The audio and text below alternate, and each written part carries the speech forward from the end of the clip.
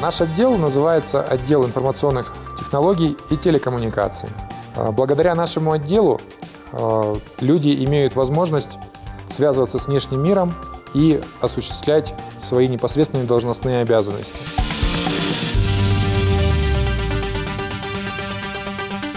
Карьер наш полностью автоматизирован. У нас используется система управления карьером модуляр.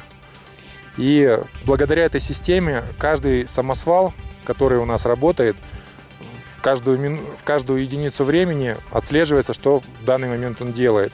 Благодаря этому достигается высочайшая эффективность производства.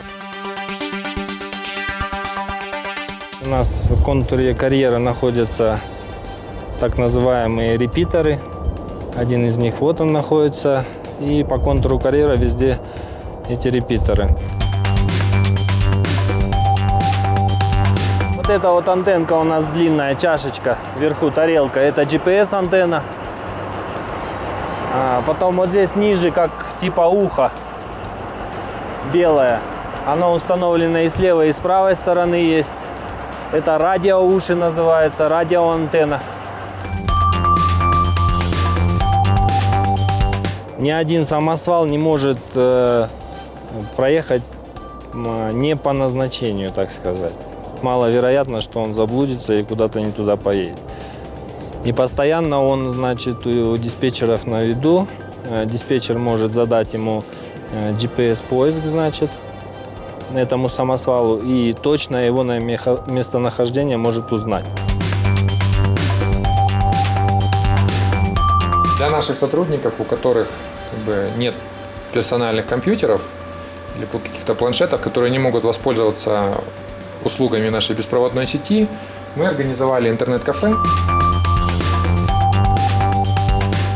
Также у нас здесь реализован переговорный пункт, откуда люди могут посредством обычного городского телефона связаться со своим домом, поговорить, услышать своих близких.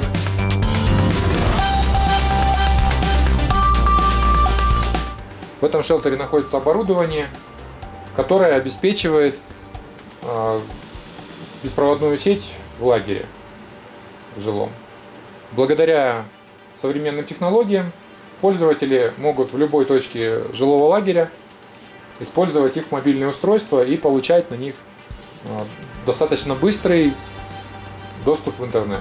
Так как многие люди находятся по нескольку недель на руднике, то этот момент у нас очень важен, потому что люди без связи с домом чувствуют себя гораздо хуже. Это один из наших таких социальных моментов нашей работы. В своей работе мы используем систему видеоконференц-связи. Мы имеем возможность связаться и не только услышать, но и увидеть нашего собеседника. Мы можем созвониться с нашим бишкекским офисом, но не только.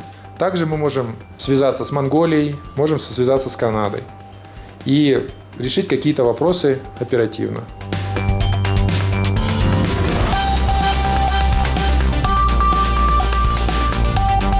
Наш рудник находится на высоте 4000 метров, и это является достаточно большой проблемой для организации надежных каналов связи. Мы используем собственную инфраструктуру, радиорелейные каналы связи. Эти каналы долгое время являлись рекордсменами по протяженности среди радиорелейных телекоммуникаций. В частности, пролет над озером Иссык-Куль долгое время держал мировой рекорд.